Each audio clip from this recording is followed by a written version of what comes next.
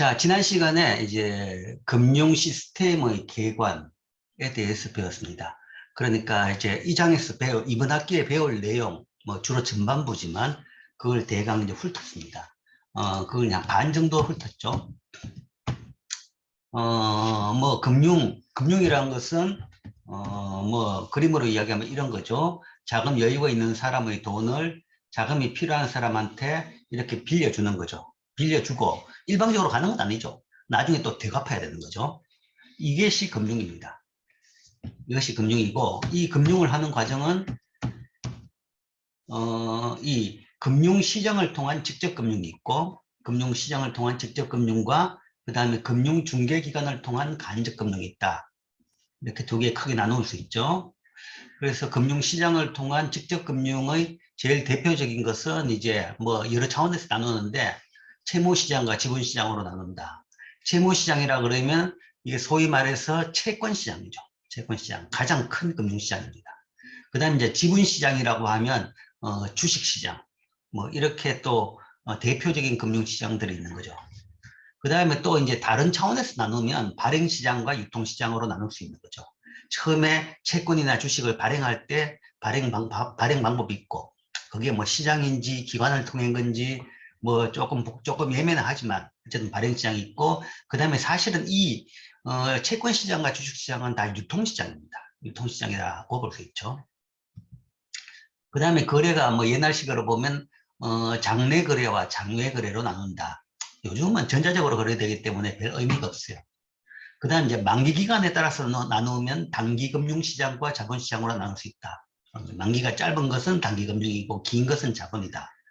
여기 쓰는 이제 채권과 주식이 섞여버리는데, 장기 채권과 주식은 다 자본시장이고, 단기채만 단기 금융시장이 되는 셈입니다.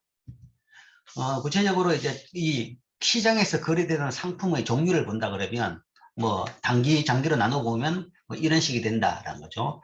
그러니까 국채는 뭔가 하면 단기 채권도 있고 장기 채권도 다 있습니다. 그 다음에 금융기관별로 발행하는 채권이 있죠. 뭐 우리나라도 마찬가지입니다. CD, 은행들이 CD를 발행하죠. 그 다음에 기관들이 CP를 발행합니다. 뭐 그런 것들이 이제 주요 단기 금융입니다. 그 다음에 뭐 더 많이 거래되는 것은 사실은 장기죠. 주식, 그 다음에 채권, 그 다음에 국채, 뭐 이런 게 되겠죠. 요즘에 이제 이 주택 모기지가 굉장히 커졌습니다. 우리나라도 지금 점점 커지고 있어요. 주택 모기지라는 것은 뭐 나중에도 나오겠지만 소위 미국의 서브프라임 모기지발 금융 위기를 발생시킨 하나의 배경이 되는 상품이다라는 거죠. 물론 이제 그거 자체가 아니라 그걸 또 바탕으로 CDO 같은 것들이 주 파산하는 상품인데, 소위 이제 유동화인 거죠. 은행들이 부동산 담보 대출을 했는 경우에 그 대출 자체를 묶어가지고 채권으로 만들어서 판 것이 MBS, 모기지 채권입니다. 모기지 채권. 그냥 모기지라 그러면 그거는 은행의 부동산 대출이죠.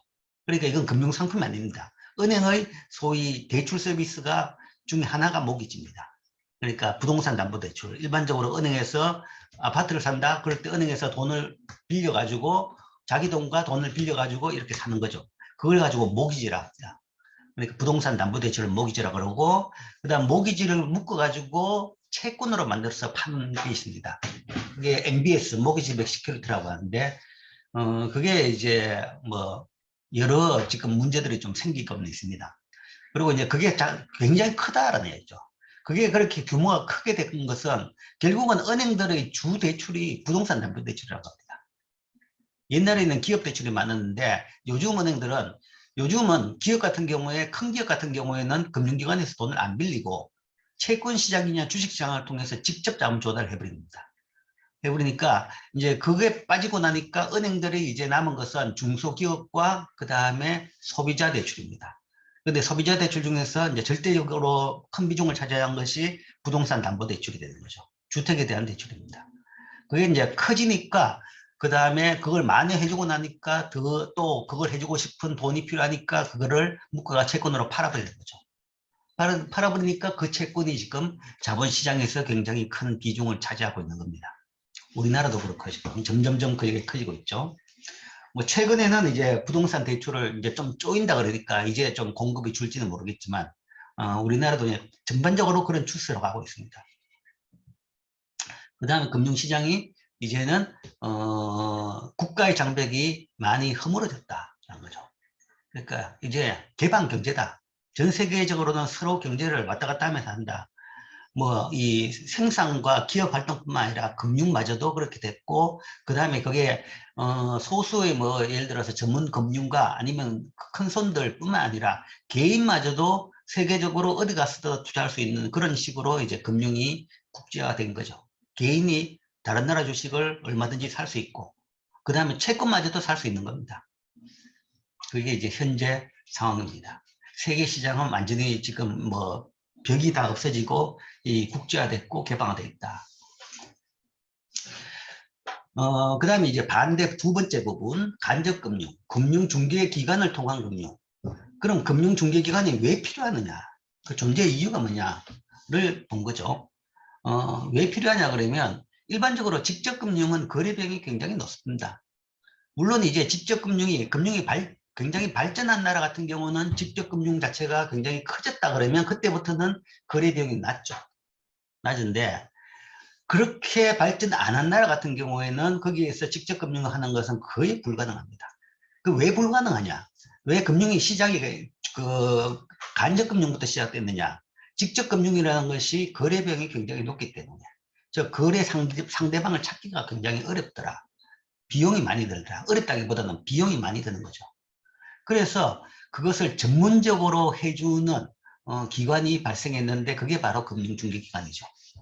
그리고 그걸 전문적으로 하니까 그 기관은 규모의 경제가 발생하고 또한 유동성 서비스까지도 해줄 수 있게 된 거죠.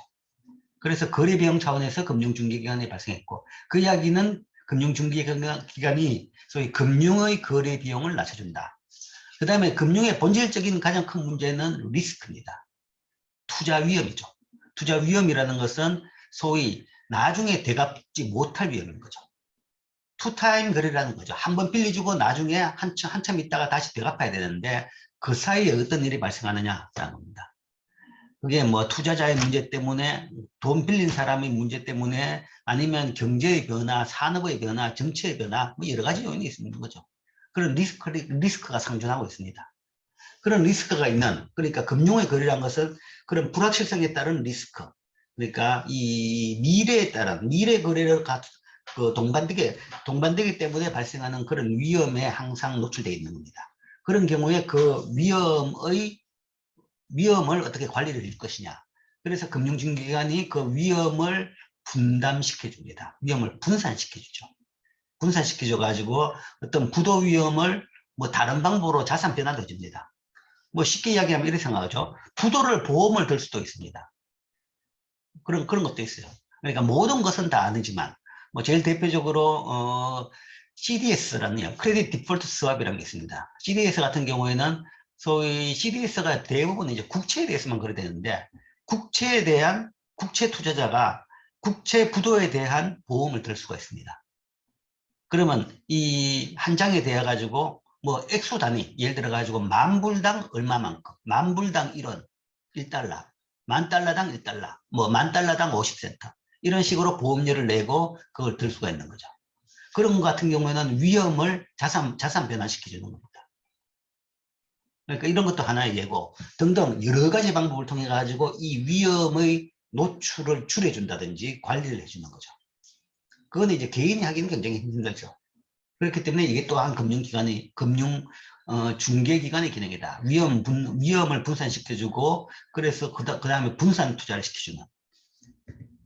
그 다음 세 번째, 이제 본질적인, 맨 같은 이야기인데, 위험이 발생하는 원인 자체는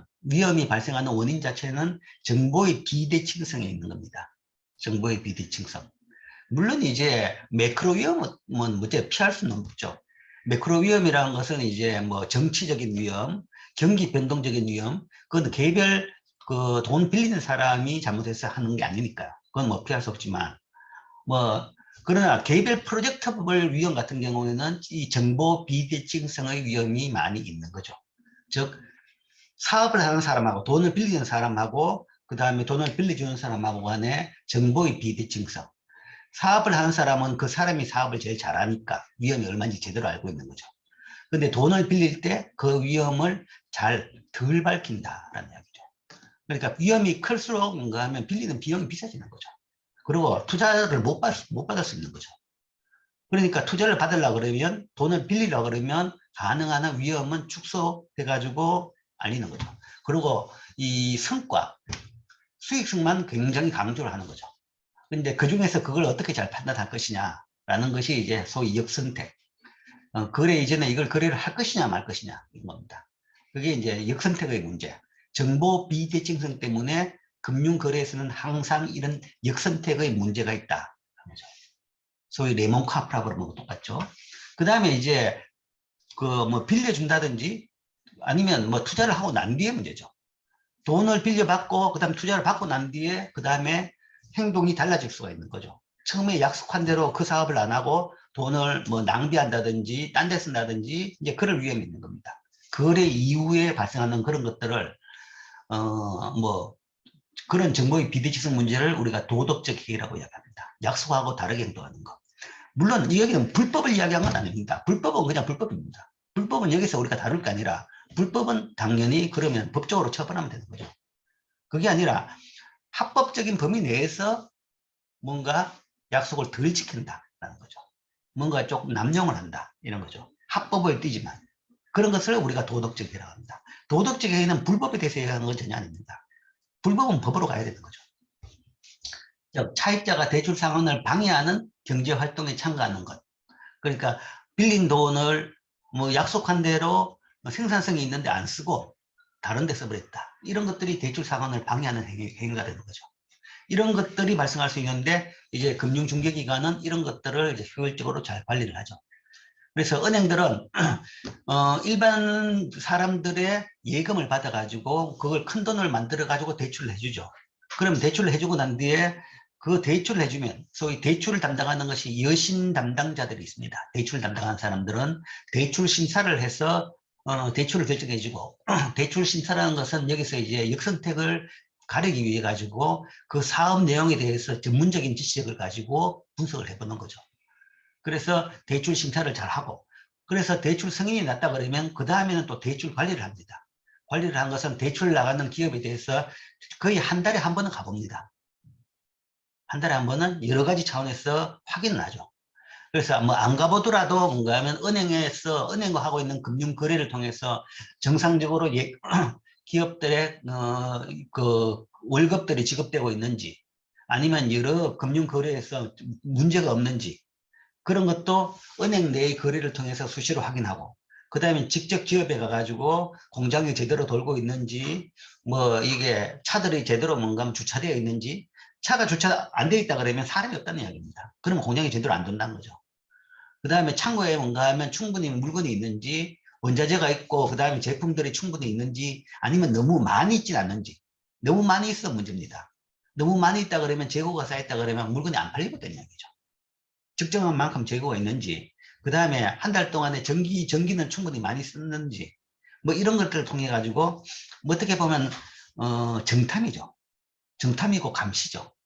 정탐이고 감시 어떻게 나쁘게 이야기하면 그런 기분 나쁜 행위일지 모르지만 그게 뭔가 하면 소위 도덕적 해이를 막기 위해 가지고 항상 그런 은행이 전문적으로 감시 감독을 하는 겁니다. 해가지고 문제가 생긴 경우에는 뭐 조기 회수를 할 수도 있고 뭐 그렇게 한 거죠. 그걸 통해 가지고 그 예금자의 돈을 잘 이제 보호를 하는 거다. 그래서 그런 것들이 금융중개기관의 기능이고 그걸 잘 하기 때문에 사람들이 믿고 은행에 돈을 맡기는 거죠. 즉 금융중개기관은 소액저축자와 차익자의 금융시장의 이득을 누리게 해준다. 그래서 금융중개기관은 이런 걸 통해 가지고 소액저축자들이 예금을 맡기더라도 그 예금이 안전하고 그 다음에 가능한 한 많은 이자를 줄 수 있도록 해주는 거죠. 그 다음에 차익자마저도 금융중개기관이 이렇게 잘 운영을 하니까 다른 일반적인 리스크에 노출되는 개인 간 거래보다도 훨씬 더 낮은 이자율로 빌려줄 수가 있는 겁니다. 이렇게 뭔가 하면 거래 상대방이 뭔가 하면 더 안전한 사람, 그 다음에 거래가 되고 난 뒤에도 더 안전하게 관리하고 있다 그러면 그 금융기관은 전반적으로 수익성이 좋다라는 이야기죠. 수익성이 좋다 그러면 그 이야기는 다른 사람들보다 더 낮은 이자율로 돈을 빌려가 줄 수 있는 거죠. 그러니까 차입자한테도 이득을 누리게 해주는 겁니다. 뭐 차입자들이 뭐 은행 가가지고 이 은행 가서 꼭 빌릴 이유가 없는 거죠. 이런 금융중개기관도 종류가 여러 개 많습니다. 여러 개 많고 직거래를 할 수도 있고 뭐 여러 방법이 있는 거죠. 뭐 예를 들어서 뭐 돈 필요하다 그러면 우리 소위 옛날에 말하는 큰 손들이 있습니다. 사채업자들. 마지막에 가는 데가 사채업자들입니다. 사채업자들. 개인이 상대하는 사채업자가 아니라 우리나라에 그 유명한 전설적인 뭐 사채업자들이 있습니다. 뭐 광암곰, 뭐 아니면 뭐 어디 뭐 백여사, 뭐 이렇게 몇 분들이 있습니다. 그 사람들은 한 20년 전에도 전화 몇 통만 하면 그냥 그 순간에 뭔가 하면 몇천억 건 금방 현금을 조달할 수 있는 사람들입니다. 그래서 그런 사람들한테 가서 돈 빌릴 수도 있는 거죠. 근데 그런 사람한테 안 빌리고 왜 은행에 가느냐? 은행의 이자율이 낮기 때문에 그런 거죠. 은행의 이자율이 훨씬 낮기 때문에. 그런 사람들은 또 왜 그럼 이자율이 높게 부르느냐? 그러니까 은행에서도 못 빌리는 사람들이 뭔가 하면 그런 사람한테 가는 거죠. 가면 당연히 또 뭐 방법이라는 것은 더 높은 이자를 지불할 수밖에 없는 거죠. 그러니까 왜 은행이 금융중개기관이 그런 식으로 이게 저축자한테도 이런 차원에서 더 유리하게 해주고 그 다음에 차익자한테도 다른 기회보다는 더 낮은 이자로 돈을 빌릴 수 있게 해준다. 이게 이제 금융중개기관의 존재 이유입니다. 존재 이유고 제대로 기능하고 있는 금융중개기관의 경우를 이야기합니다. 이게 금융중개기관의 기능이다. 거래 비용을 줄이고 그 다음에 위험을 잘 관리한다. 관리라는 게 분산시켜주고 관리라는 표현을 쓴 것이 위험을 없애지도 못합니다. 위험은 그대로 있습니다. 있는데 그게 어떻게 그 위험 하나로 갑자기 뭐 한꺼번에 망하는 것 그런 걸 막아주는 거죠. 그래서 관리라는 표현을 씁니다. 그 다음에 이 정보 문제를 또 정보 문제도 이건 없는 게 아니죠. 그러니까 완화시켜준다. 이런 것들이 금융중개기관의 기능입니다. 금융중개기관의 형태를 든다 그러면 사실은 굉장히 다양합니다. 굉장히 다양한데 옛날에는 은행 하나밖에 없었죠. 은행 하나밖에 없었는데 이제 금융이 발전하고 산업이 발전함에 따라서 굉장히 다양한 형태를 지금 띄고 있습니다.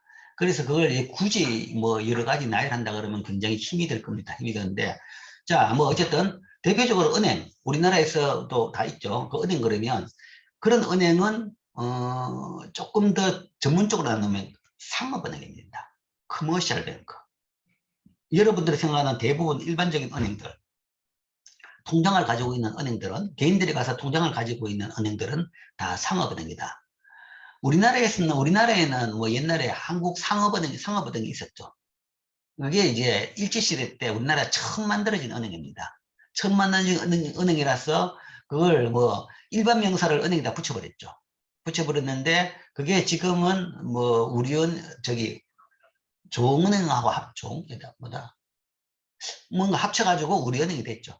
돼가지고 지금은 이제 그 상업은행이라는 것이 그 일반 고유명사로 있지는 않습니다. 근데 그러니까 성격상으로는 일반 명사입니다. 상업은행은 일반적인 커머셜. 왜 이제 은행이 커머셜이냐? 은행의 원래 그 상대는 상업이라는 거죠. 커머셜. 상업을 하는, 거래를 하는. 그러니까 기업이라는 것은 생산을 하죠. 생산업자보다는 그 먼저 거래한 것이 상업입니다. 생산이 그렇게 많아진 것은 산업혁명 이후에 생산이 많아진 거죠. 산업혁명 이전부터 은행은 있었다는 거죠. 그래서 그 은행이라는 것은 주로 그때는 누가 은행을 이용했느냐? 그러면 주로 상업을 하는 사람, 장사하는 사람들이 이용한 겁니다. 뭐 우리가 은행의 기원을 이야기한다 그러면 최초의 은행이라는 것은 그 이탈리아 피렌체 지역에서의 대금업자가 유태인 고리 대금업자들이 그것이 은행으로 발전됐다라는 거죠. 메르린치 가문 들어봤죠? 거기 돼가지고 이제 공지사항에 뭐 재밌는 영화 아니면 책 아니면 뭐 유튜브 영상 뭐 이런 걸 좀 올려놨었죠. 거기에 이제 그런 것들이 있습니다. 거기에 그 누군가 좀 3,000% 빠지지만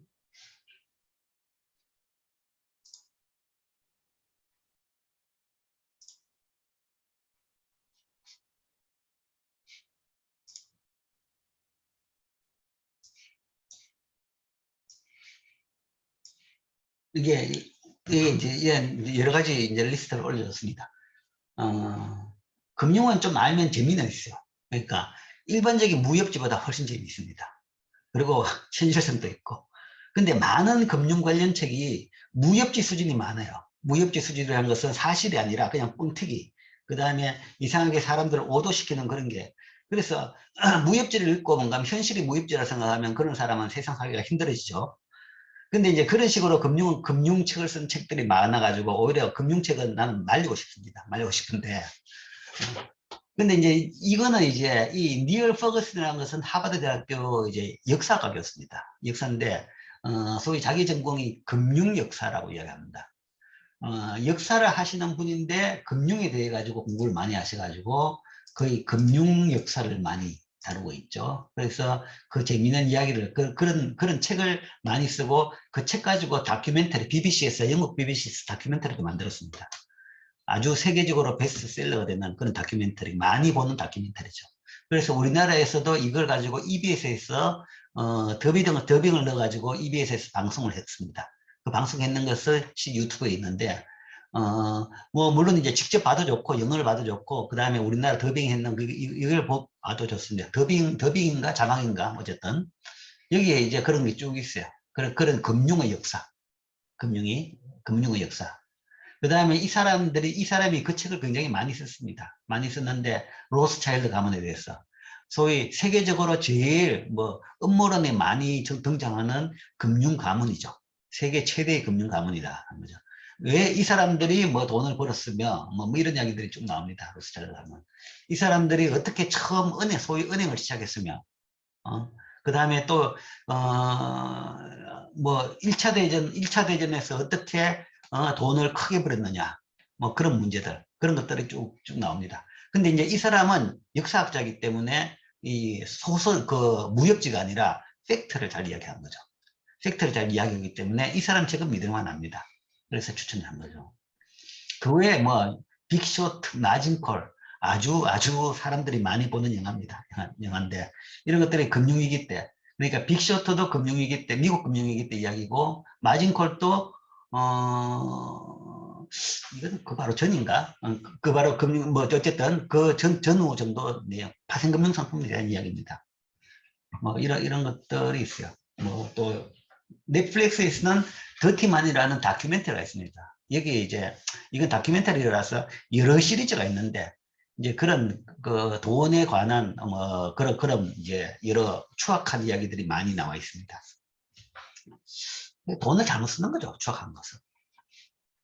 어쨌든 그래서 이제 은행이 이제 로스차일드 가문에서 사실은 시작했다라고 봅니다. 라고 보는데 그게 이제 상업은행이다.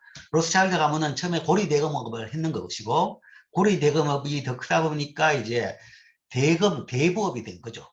대부인데 고리 대금업 그러면 소위 셜록 홈즈 베니시 상인 이런 데서 이런 데서 이제 그런 예가 나오죠.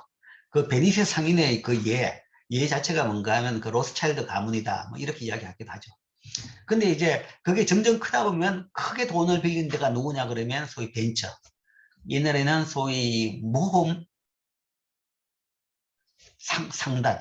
이제 큰 돈을 빌리는 사람들입니다. 즉, 콜럼버스나 그런 식으로 여러 배를, 그러니까 여러 이제 배를 가지고 신세계를 개척해 가지고 나가가지고 향료라든지 유럽 사람들이 비싸게 돈을 주고 살려는, 유럽은 없지만 그런 것들을 사오는 사람들, 그런 사람들이 돈을 빌리는 거죠. 돈을 빌려가지고 배를 마련하고 그다음에 뱃사람한테 급여를 줘가지고 이제 목숨을 걸고 이 서쪽으로 가가지고 어쨌든 인도에 가가지고 향료를 사오고 중국에 가가지고 도자기를 사오고 그래서 다시 유럽으로 되돌아가가지고 100배, 1000배 파는 겁니다. 그래서 그런 사람들이 이제 주로 돈을 빌려가는 거죠.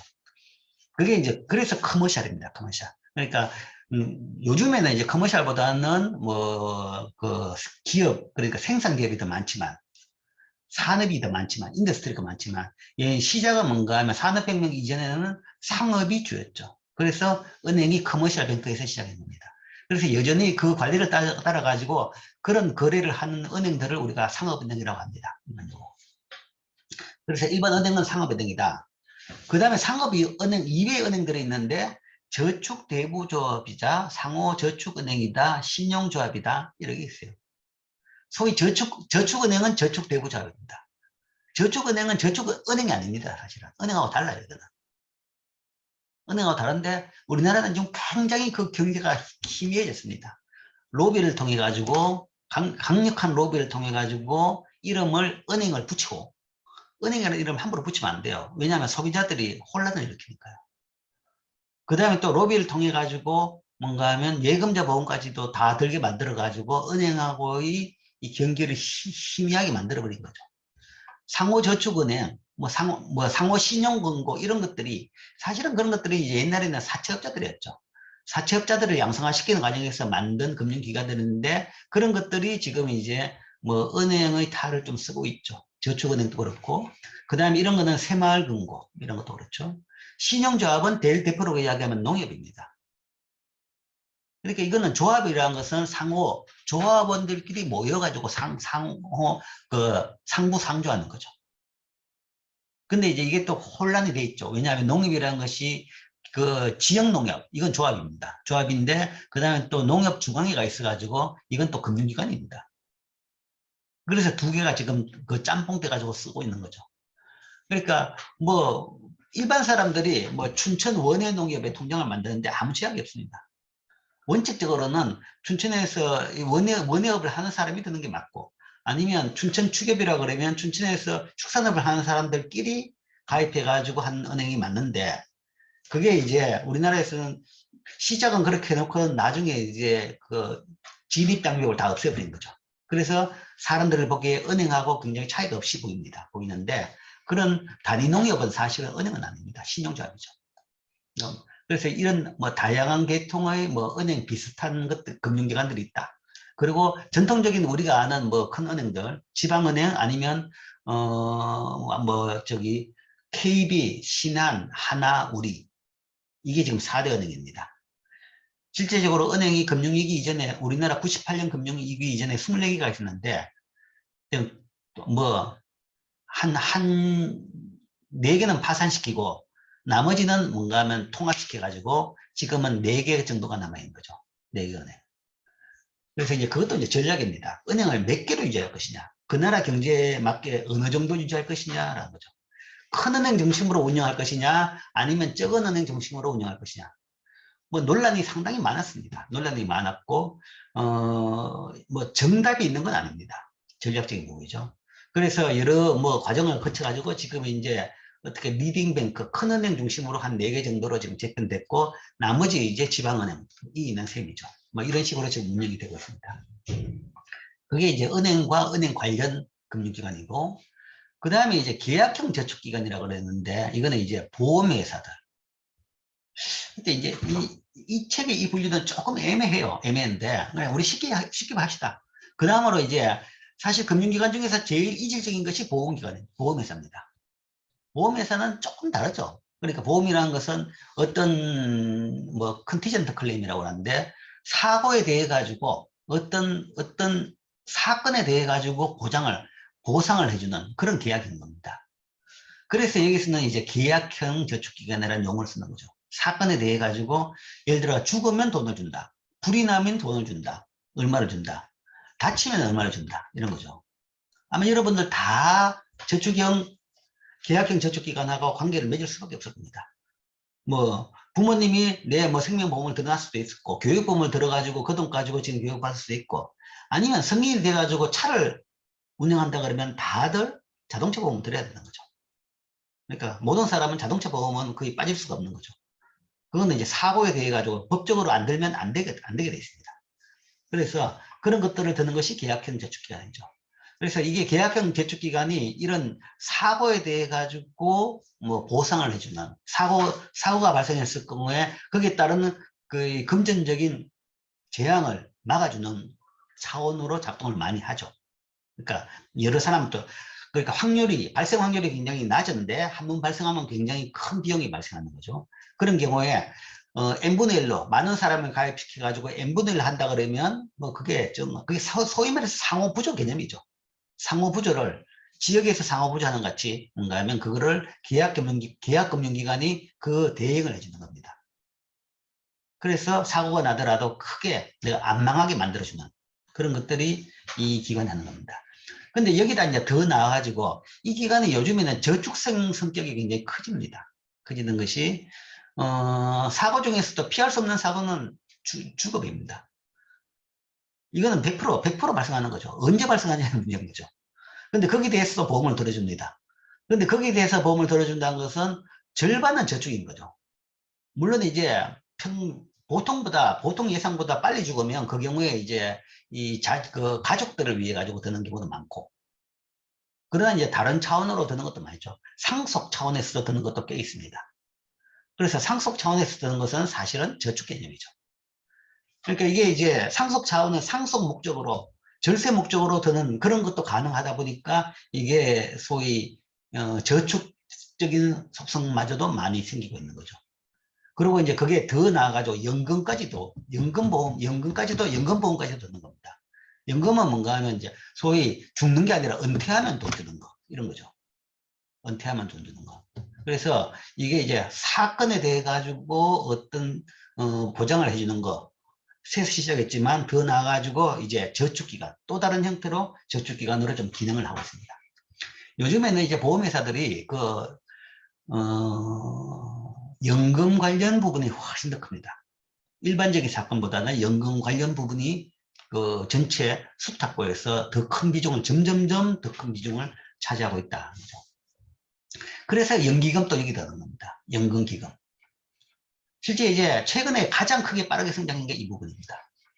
연기금이 커지기 때문에. 이제 왜 최근에 커졌냐 그러면, 뭐 우리나라도 2000년대까지만 하더라도 연기금이 별로 없었어요. 사람들이 돈이 없었으니까요. 먹고 살기가 힘들었으니까 미래를 대해 저축할 돈도 없었던 거죠.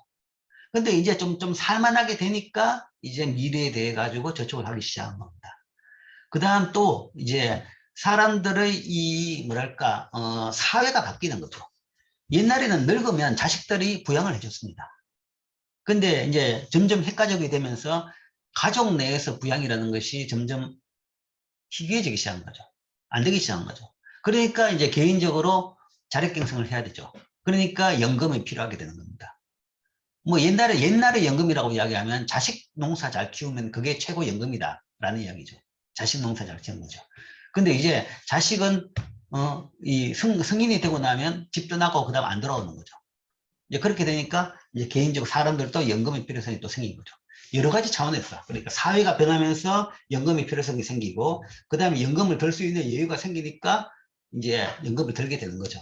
그래서 최근에는 이 연기금, 뭐 모든 국민이 드는 국민연금부터 시작해서 개인연금 이런 것들이 엄청나게 많습니다. 그 다음 퇴직연금 이런 것들을 통해 가지고 이 기관이 최근에 가장 빠르게 크고 있습니다. 그 다음에 이제 투자중개기관이라고 있는데, 이게 한 덩치는 소위 정권 쪽입니다. 정권. 우리나라에서는 뭐 초기 20, 30년 전만 하더라도 정권사라고 이야기했습니다. 정권회사. 지금도 그런 용어가 있죠. 뭐 삼성정권, 뭐 KB정권, 뭐 우리정권. 근데 요즘엔 정권이라는 용어를 쓰기도 하고 투자은행이라는 용어를 쓰기도 합니다. 영어식으로 이야기하면 이 카테고리가 투자은행입니다. 은행은 은행인데 이 위에 은행은 이거는 상업은행이죠. 상업은행인데 이 밑에 투자은 이런 걸 은행을 붙인다 그러면 그때는 투자은행이라는 용어를 쓰는 거죠. 투자은행. 그래서 그 정권사, 투자은행이 하는 제일 첫 번째는 소위 직접금융 부분을 담당하는 겁니다. 투자를 하도록 만든다. 투자하는 인프라를 만들고 투자의 소위 주체인 거죠. 그러려면 투자를 뭘 하느냐? 금융상품에 투자를 하는 거죠. 투자를 금융상품을 만든 겁니다. 시작을 만드는 거죠. 그러니까 채권을 발행하고 주식을 발행하는 겁니다. 채권하고 주식이 있어야지 투자할 수 있는 거죠. 채권 주식 발행이 정권사의 가장 투자은행의 첫 번째 고용입니다. 그 다음에 이제 부업이 M&A죠. M&A라는 것은 기업의 인수합병. 뭐 그런 과정에서 돈까지 같이 다 빌려줍니다. 뭐 이런 거 하는 거죠. 그게 정권사의 본 역할이고. 그 다음에 이제 거기서 주식과 채권들이 발생했다 그러면 그게 이제 거래되면서 그걸 개인들이 투자해가지고 뭔가 직접 거래, 직접 금융을 할 수도 있지만 그걸 또 개인들이 그걸 잘 모르는 개인들을 위해 가지고 간접 금융을 해주는 거죠. 간접 금융이 아니지만 그러니까 간접 투자를 해주는 겁니다. 그게 이제 펀드죠. 펀드. 그런 정권사들이 펀드도 운영해 줍니다. 그래서 펀드. 미국은 조금 형태가 달라. 뮤추얼 펀드라고 하는데 우리나라에서 보통 펀드 그러죠. 그러니까 뭐 집에 부모님들이 집에 여윳돈 있다 그러면 펀드 들었다. 뭐 옛날에 브릭스 펀드, 중국 펀드, 인사이트 펀드 그런 유명한 펀드들이 있습니다. 그런데 든다라는 거죠. 그런 것들이 소위 이제 정권회사들이 운영하는 펀드인 거죠.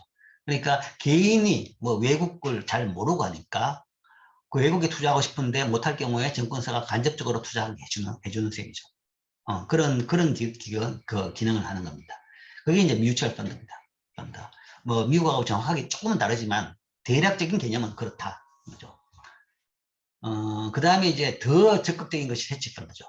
헤지펀드는 일반 개인용은 아닙니다. 아주 거액 자산가들용으로 아주 투자에 제한이 없고, 뮤추얼 펀드 같은 경우에는 일반 투자자들이 그걸 투자를 하는 부분이기 때문에 규제 감독이 굉장히 엄격합니다. 그래서 투자 내용에 대해서도 굉장히 투명해야 되고 사전에 잘 밝혀놔야 되고 그 다음에 계속적으로 공시를 해야 되는 그런 의미가 있습니다. 그런데 투자자 입장에서는 자유로울수록 더 투자를 잘할 수 있다 생각하는 거죠. 왜냐하면 시장이 굉장히 빠르게 변하니까요. 그걸 그때그때마다 공시하고 사전에 이런 걸 판다 하기가 힘든 거죠. 그래서 더 투자자들이 자유롭게 좋은 수익을 추구한다 그러면 그런 제한 없이 없는 돈을 가지고 투자하고 싶다는 거죠. 그런 돈이 소위 헤지펀드입니다. 그래서 여기 대해 가지고는 서로 그런 걸 알고 있기 때문에 뭐 정부 규제는 없습니다. 너끼리 부자들끼리 너끼리 알아서 하라는 거죠. 무슨 짓을 하든지 불법만 아니면 된다라는 겁니다. 그래서 환투기 뭐 아주 정크펀드 투자 뭐 이런 것들을 많이 하는 거죠. 많이 하는데 굉장히 가격 변동이 심한 나는 위험 투자입니다. 위험 투자인데 뭐 자기가 감당하면서 위험 투자하는 것에 대해 가지고 말릴 이유는 없는 거죠. 그래서 이거는 이제 뭐 자기들끼리 알아서 하는 거니까 대신 규제 감독은 적습니다.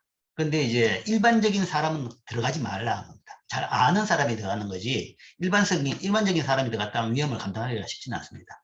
근데 잘하면 수익성이 굉장히 높죠. 세계적으로 뭔가 하면 제일 유명한 펀드들은 다 이 헤지 펀드입니다. 뭐 조지 소로스의 퀀텀 펀드라든지 이제 그런 거 세계 중앙은행들의 공적이죠. 외환위기 발생할 나라마다 들어가가지고 뭔가 하면 그 외환위기 시점을 귀신같이 잡아가지고 그 통화를 공격하는 거죠. 그래서 엄청 돈을 벌었습니다. 영국 중앙은행하고도 싸웠었겠고, 뭐 우리나라 때도 들어가가지고 그래도 엄청 돈 벌어 나갔습니다. 등등. 그런 것들이 이제 이런 헤지 펀드들이죠. 그 다음에 단기금융상품 MMF 뭐 이런 것이 있는데, 뭐 은행에서도 요즘 이런 걸 운영을 하죠, 사실은. 그 다음에 파이낸스 회사 같은 경우에는 이거는 단기금융 중심입니다. 소위 우리나라에도 지금 하나 남아있는데 정금사, 우리나라 금융위기를 일으킨 주범인데 한 30개 정도 있었는데 지금 다 망했죠. 정금사. 이거는 이제 CP가 줍니다. 기업의 소위 융통원, 기업의 단기 이 자금 조달을 주로 해주는 그런 회사들. 뭐 이런 것들이 있습니다. 그래서 중개기관들은 이렇게 다양한 형태들이 있습니다. 크게 나눠가지고 이렇게 생각하면 돼요. 은행, 비은행. 자, 요게 은행이고, 커머셜 뱅크가 은행입니다. 그 다음에 나머지 은행 비슷한 것들을 비은행이라고 합니다. 은행, 비은행, 정권 부분. 은행, 비은행, 그 다음에 정권사라는 게 투자은행입니다. 투자거든. 그 속에 뭔가 하면 이게 좀 경계가 애매하지만 뭐 전통적으로 이런 거죠. 펀드, M&A, IPO 이런 것들 하는 거 정권. 그다음 보험사는 이런 거죠. 생보, 손보 이런 게 되는 거죠. 근데 사실 이제 이 파이낸스 회사가 비은행으로 할 것이냐 아니면 연기금 같은 경우를 투자은행이냐 계약형 저축기관이냐 요건 조금 애매해요. 사실은 애매한데 어쨌든 크게 덩치로 나누면 이렇게 네 부분으로 나눌 수가 있습니다. 어, 뭐 규모, 미국의 이야기고, 미국에서 보면 어쩌면 그냥 재미로 봅시다. 제일 큰 게 이 상업은행이고, 그 다음 두 번째 큰 것이 뮤추얼 펀드. 증권 분야가 굉장히 크죠. 그리고 이제 이 비교를 해보면 90년대 비해 가지고 상업은행 부분은 4,700에서 16,000으로 4배 늘어났죠. 4배 늘어난, 덩치가 4배 늘어났는데, 뮤추얼 펀드는 600에서 1,300으로 20배 늘어났죠. 20배 늘어났죠. 그러니까 제일 두드러지게 크는 부분이 이 부분이다. 제일 두드러지게 커지는 게 뮤추얼 펀드입니다. 뮤추얼 펀드가 두드러지게 많이 크고 있고, 그 다음에 또 크는 것이 이 연기금도 많이 크고 있다고 합니다. 대기금. 이것도 이렇게 한 10배 정도. 이거보다는 은행보다는 훨씬 더 빠르게 크고 있는 거죠. 그건 우리나라에서도 동일한 현상입니다. 그래서 전체적으로 금융이, 지금 이렇게 금융기관을 종류를 나눴는데, 전체적으로 금융이 정권화되고 있다는 겁니다. 옛날에 비해서. 옛날에는 은행이 금융의 중심이었는데, 이제는 소위 금융시장이 중심이 되는 거죠. 시장에서 정권이라는 것이 주식이나 채권 같은 그런 것들이죠. 그 다음에 여러 복잡한 것들이 있습니다. 그런 것들이 주로 많이 만들어지고 거래되는 정권 중심의 금융으로 지금 바뀌고 있다. 그래서 세계 월스트리트, 세계 금융 중심지는 월스트리트죠.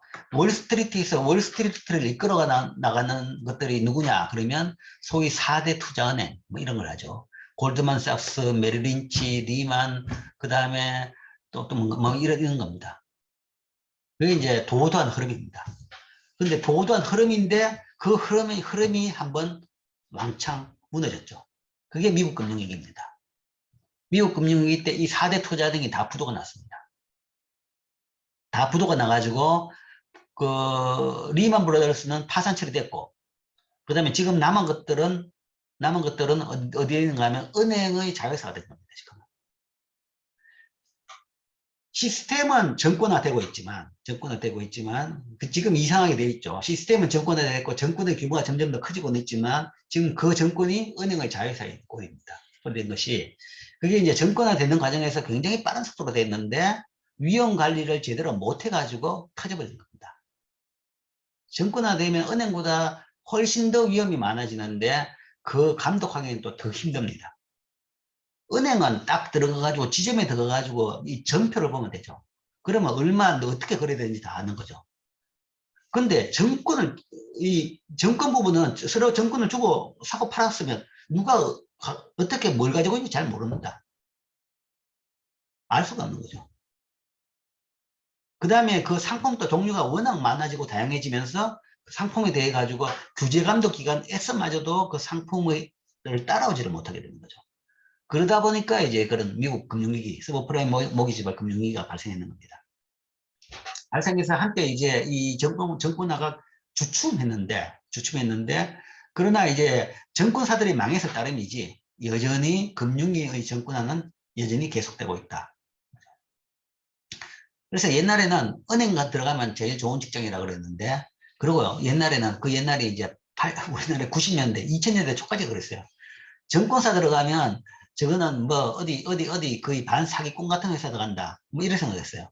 정권 팔러 다닌다 그러면 거의 뭐 이상한 사람 취급을 받고 그렇게 했는데, 이제는 세계적으로는 정권사 가는 게 훨씬 더 좋은 직장입니다. 엄청나게 돈을 더 많이 받고. 그렇죠. 우리나라는 아직도 뭐 어쨌든 왔다 갔다 하고 있는데, 그래서 옛날보다는 정권의 비중이 더 커졌다. 그게 이제 금융의 변화입니다. 자, 이제 이야기죠. 금융 규제. 정권화가 쫙 뜨다가 뭔가 하면 그게 왜 터졌느냐. 미국 서브프라임 모기지 금융위기가 왜 터졌느냐. 이 정권화 규제 감독이 제대로 안 돼가 그렇더라. 금융 시스템에는 항상 위험이 있는 겁니다. 그 위험은 투자자에게 이용 관한 정보 약속. 그러니까 항상 금융 시스템에 위험이 있죠. 아까 이야기한 위험, 금융의 위험은 부도 위험입니다. 약속을 못 지키는 위험이죠. 약속을 못 지키는 위험입니다. 그러니까 돈을 빌려줬는데 못 갚는 위험입니다. 금융 위험은 딱 그거죠.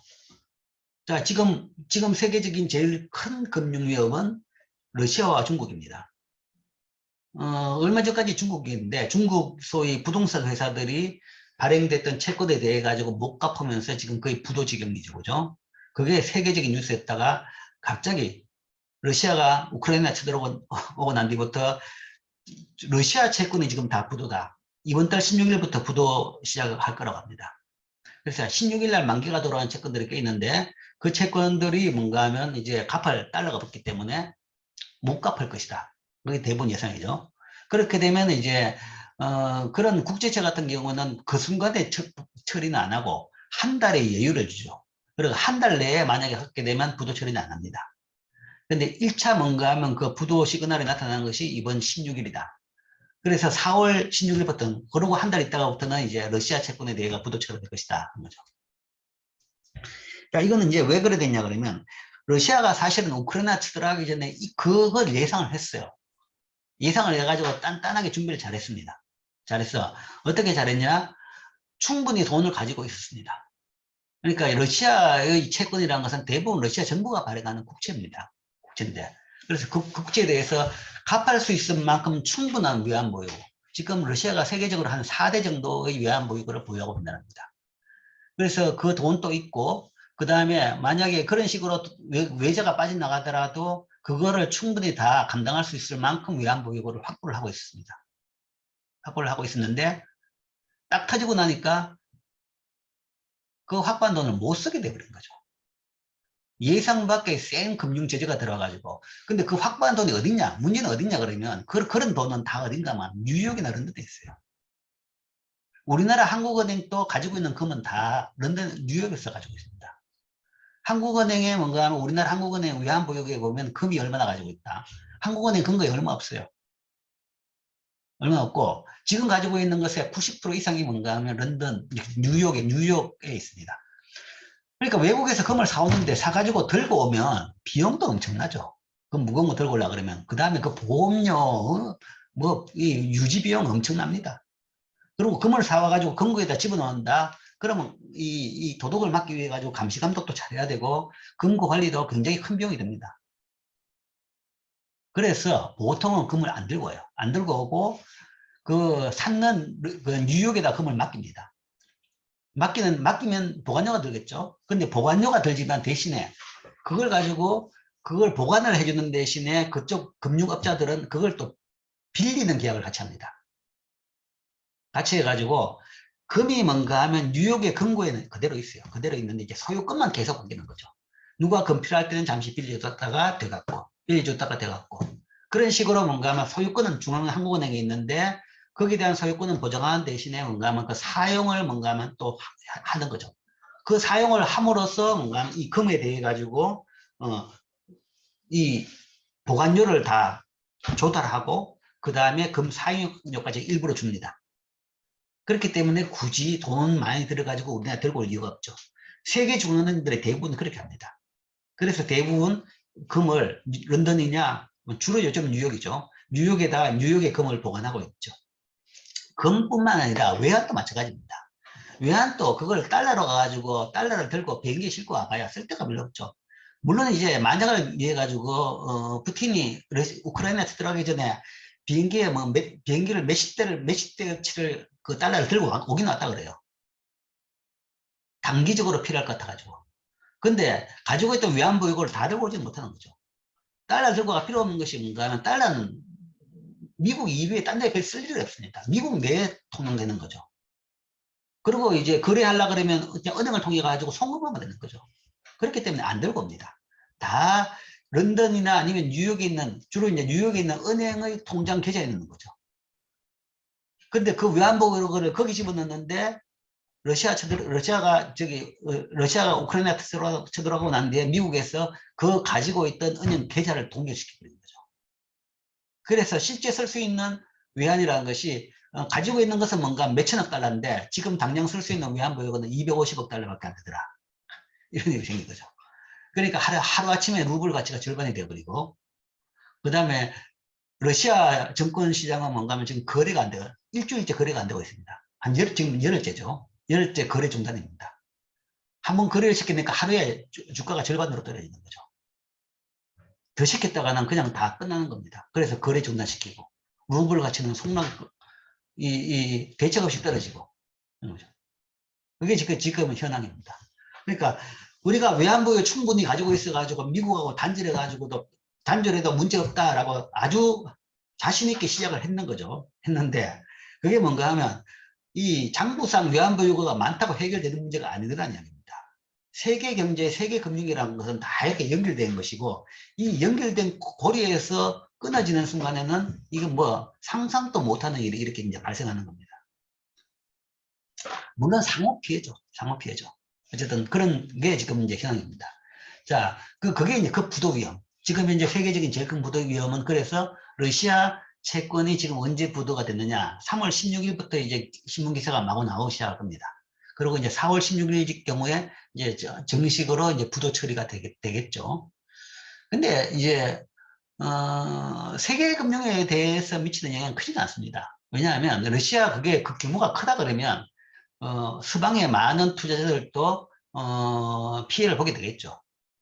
근데 러시아가 그 부채가 크지 않는 것이 러시아는 지금 이제 옛날에 쫄딱 망했다가 요즘 저렇게 무기도 많고 힘이 센 이유는 이제 많은 유전이 개발되고 그걸 이제 개발해 가지고 석유 팔아 가지고 돈을 번 겁니다. 그래서 그 차원에서 돈이 많기 때문에 실제 부채는 많지는 않아요. 그래서 그 차원에서 많이 번 돈을 외환보유고로 많이 보유를 하고 있었죠. 근데 지금 보니까 그 돈을 쓸 수가 없었더라 하는 거죠. 중국으로 돌린 돈, 중국에다 돌린 돈 정도는 지금 쓸 수가 있는데 정작 대부분은 미국 뉴욕에 있는데 그게 이제 동결돼 버리니까 지금 답답하게 된 거죠. 자, 어쨌든 그 부도 위험 이 항상 있는 겁니다. 부도 위험이 있고 그게 이제 가장 금융의 위험이죠. 위험인데 그러면 이제 금융의 본질적 그 위험 자체라는 것은 간접금융 기관이 이제 그걸 낮추는 기능을 해야 되는 것이고 잘하는 기관일수록 그 고객들이 많게 되겠죠. 그 다음에 직접금융에도 당연히 그게 있습니다. 모든 직접금융에도 주식에도 있고 채권에도 있고 그 위험이 다 있습니다. 모든 것이 다 있다는 거죠. 그러면 이제 금융시장을 잘 관리해야 될 규제감독기관은 그 위험을 가능한 한 뭔가 하면 투명하게 만든다라는 거죠. 그러니까 투자자들의 위험을 잘 알고 위험을 없애지 못하니까 그 잘 알고 투자하도록 만들어 주는 것이 규제감독기관이 하도록 이끌어가는 방향입니다. 그래서 역선택과 도덕적 위험 문제를 경감시킨다는 거죠. 그럼으로써 이 역선택과 도덕적 위험 문제를 경감시키는 거죠. 그러니까 사전에 뭔가 위험에 대해 가지고 정보를 항상 발표하게 만들고 그 다음에 운영 과정에서도 항상 제대로 운영하고 있는지 거기에 대해서 계속 잘 상태를 발표하도록 만드는 겁니다. 그런 것들이 이제 규제 감독이죠. 그 다음에 내부자 거래를 억제한다. 거죠. 그러니까 이거는 이제 법적인 조항이죠. 내부자 거래하면 완전히 엄격하게 처벌하게 되어 있는 것이고, 그리고 항상 감시 감독하죠. 감시 감독해가지고 뭐 우리나라 금융감독원에서도 감시 계속 합니다. 주식 거래를 봐가지고 이상 거래 진후 시스템들이 있습니다. 보면 이게 이제 작전을 하고 있는지 내부자 거래인지 이제 그런 걸 찾아내게 해가지고 매 거래하는 것보다 뭔가 하면 다 감시를 하고 있는 겁니다. 뭐 개인이 하는 건 아니지만 여러 프로그램을 돌리고 있죠. 이런 것들이 이제 하나의 규제. 이 위험에 대한 관리를 위험을 뭔가 하면 가능한 한 잘 투명하게 만들어 가지고 위험에 대한 비용을 줄이기 위한 규제 감독이죠. 구체적으로 이 규제 감독하는 내용을 본다 그러면 진입 규제. 그러니까 일반적으로 경제학자들은 진입과 퇴출은 자유로워야 된다. 항상 자유시장 경제를 주창하죠. 그래서 하는 시장에 맡겨야 된다라고 하는데 금융에 대해서는 그렇게 이야기하네요. 그러니까 일반적인 시장에 대해 가지고는 그냥 시장이 자유롭게 작동하도록 놔둬야 된다라는 것이 기본 방향이지만 금융은 그러기에는 너무 위험하다라는 거죠. 그렇기 때문에 금융에 있어 가지고는 경쟁을 완화시키는 여러 조항에 대해서는 비판을 안 합니다. 진입 규제를 한다는 것은 경쟁을 막는 겁니다. 경쟁을 막는 거라는 거죠. 사실 은행업이라는 것은 누구든지 할 수 있다 그러면 뭐 우리나라 은행 수만 개가 될 겁니다. 다들 생각에 은행장 대단한 자리다 라고 생각하는 거죠. 그럼 다 그거 하고 싶어 할 거겠죠. 근데 그걸 못하는 것은 은행 한번 하려고 그러면 그건 보통 일이 아닙니다. 쉽게 이야기하면 은행 하나 커가 떨어지려고 그러면 청와대 도장이 나와야 돼요. 그 정도까지 되는 겁니다. 금융감독원, 금융위원회 정도가 되는 겁니다.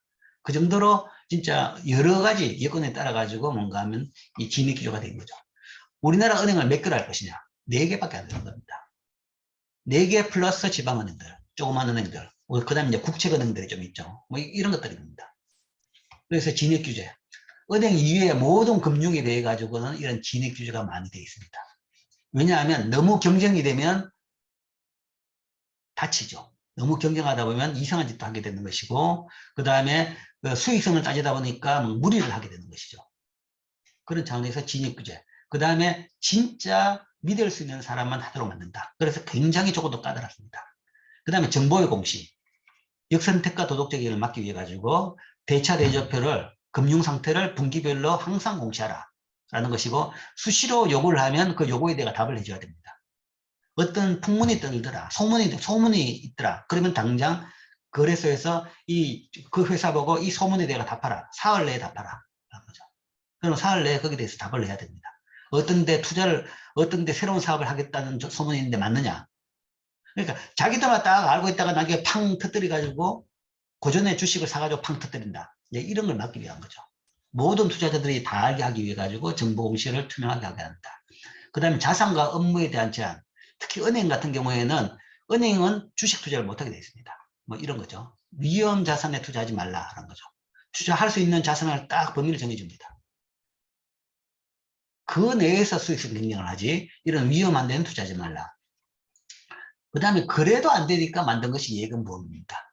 자, 은행이 망하더라도 예금자들은 어느 정도까지는 손해를 안 보도록 만들어준 거죠. 그게 이제 예금보험이죠.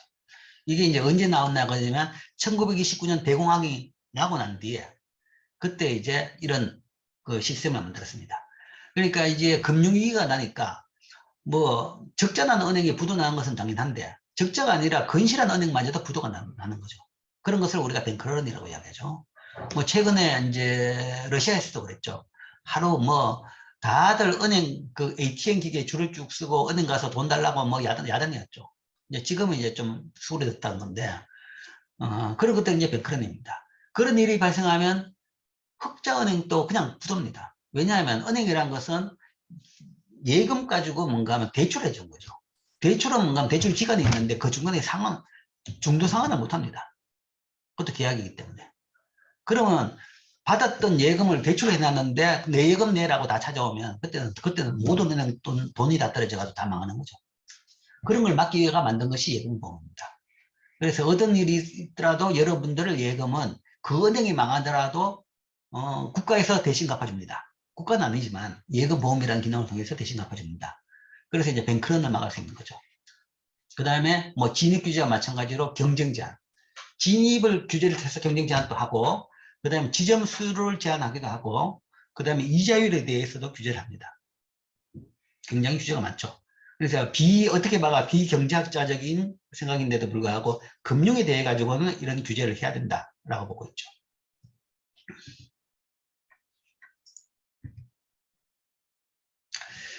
자, 그럼 이 금융을 규제 감독하는 기관, 규제기관, 뭐 미국은 이렇게 쭉 많은데 우리나라 예를 들어보죠. 우리나라는 3개 기관입니다.